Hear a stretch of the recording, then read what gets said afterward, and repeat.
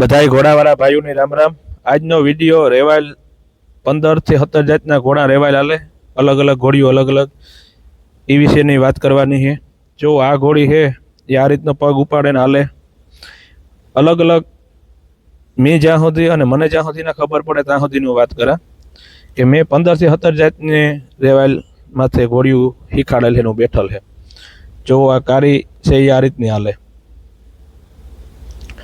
ઘણા સવારું છે એ કે આ રીતની રેવાલ, આ રીતની 15 થી 17 જાતની રેવાલ આવે, અલગ અલગ ઘોડીઓમાં અલગ અલગ। એક ઘોડીમાં 2 થી 3 જાતની રેવાલ હોય, એકમાં 2 થી 3 જાતની રેવાલ હાલે, સમજાયું? તો અલગ અલગ ઘોડીઓ અલગ અલગ રેવાલ હાલતી હોય, એ વિશેનો વિડીયો આપણે આજ બનાવ્યો અને બધાને મને જ્યાં સુધી ખબર પડે ત્યાં સુધીની વાત હું શેર કરા। સવારું છે, સવારું તો બધાય સવારું હોય, હાંકતા આવડતું હોય, લગામની ખબર પડતા હોય, પણ કઈ રીતનું હાંકવું, કેટલું હાંકીને એને વારે લેવું, બાંધી દેવું। જો આ ઘોડી પાસે અલગ પગ નાખે ને અલગ હાલે, બધી રેવાલ તો બધી રેવાલ જ હાલતી હોય, માથે તડકો ન મારે, આપણે માથે હલીએ નહીં, ખબર ન પડે, માથે બેઠા હોય તો પેટમાં પાણી ન હલે, એને રેવાલ જ કહેવાય। પણ ઘોડોને પગ ઉપાડવાની ઘોડી હોય, ઘોડો હોય, વસેરો હોય, વસેરી હોય, એ અલગ અલગ હાલતા હોય। પછી આ ઘોડી છે લક્ષ્મી કદમ, એ પાછી જો અલગ પગ ઉપાડે।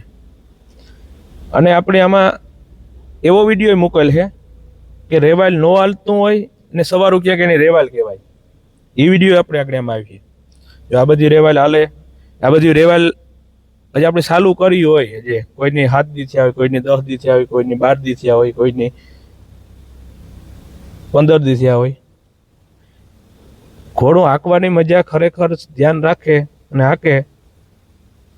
જો આ પાસે રેવાલ અલગ પગ નાખે, ઘોડામાં તમે 1 વર્ષ સુધી તમારે ધ્યાન રાખવું પડે માલિકોને, સવારે શીખાડીને યોજાય પણ માલિકને થોડુંક ભેગું જોવાનું, હાંકવાનું, જાણવાનું, તો ઘોડો હાંકવાની મજા આવે। ઘોડો થોડુંક પાકે, થોડીક એની બધી ભાન આવે, પછી હાંકવાની મજા આવે। સવાર તો 10-15 દી કે 20 દી શીખાડીને યોજાય।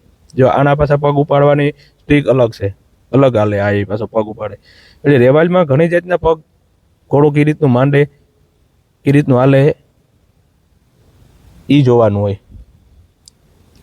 એક ઘોડી હોય કે વસેરો કે વસેરી કે ઘોડો, એ 3 જાતની રેવાલ હાલતો હોય। મેં 15 થી 17 હાલમાં હાલતા હોય, એ ઉપર મેં શીખાડેલ છે, બેઠલ છે, નાખેલ છે। પછી કોઈ તીખું ઘોડું હોય તો એ રીતનો પગ ઉપાડે, કોઈ ઠંડુ હોય તો એ રીતનો પગ ઉપાડે।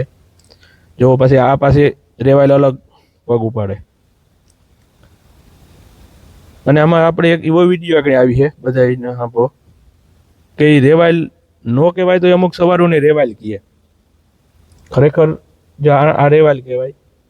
આપણી માથે હલીએ નહીં, હરખું હાલે, માથે આપણે તડકો ન લાગે, પછી આ પગ ઉપાડે આ રીતનું। હવે જે આ વિડીયો છે ને, આને આપણે રેવાલ ન કહેવાય, આને ત્રોટ કહેવાય, ખદાલો કહેવાય, દેશી ભાષામાં ખદાલો કહીએ, અમુક ત્રોટ કહીએ, અને ખરેખર ખદાલો કહેવાય, ત્રોટ કહેવાય। અમુક સવારું છે આ રીતનું શીખાડે ને કે ઘોડી હાલીઓ હાલે, હાકોન દે દે માલિકની, ખરેખર આ રેવાલ ન કહેવાય, આને ખદાલો કહેવાય। જો સીધો પગ જ નાખતી જાય, માથે આપણે હલતા જઈએ માથે। એટલે નવા માણસો, નવા ભાઈઓ જે મારા વિડીયા જોતા હોય અને જે નવા ઘોડા હાંકતા હોય, એ આને ખદાલો કહેવાય। એટલે ગમે તમે સવારને કહેવાય કે ભાઈ આ ખદાલો છે, રેવાલનો પગનો આટીને જ નાખતી ઘોડી। એટલે આવા હતું મારા વિડીયા, મારા એક વિડીયામાં 10-10, 15-15 જાણકારી હોય ઘોડા વિશેના। જો આ પગ કેમ વારતી જાય, આજે વસેરી ચાલુ જ કરી, હજી આને 17 થી 18 સામાન મૂક્યા અને માથે બેઠો હું, એટલી હાલવા માંડી। પછી આના પગ અલગ નાખે, જો આના પગ નાખવાની સ્ટ્રીક અલગ છે। એટલે અલગ અલગ ઘોડીઓ અલગ અલગ પગ નાખતી હોય। જો આ ઘોડી પાછી અલગ પગ ઉપાડે, એટલે રેવાલ તો રેવાલ કહેવાય, પણ અલગ અલગ રેવાલનો ટ્રીક હોય પગ નાખવાની ઘોડાઓને। પછી જો આ ઘોડી પાછી એ અલગ પગ નાખે। એટલે બધા ભાઈઓ જોજો, જાણજો.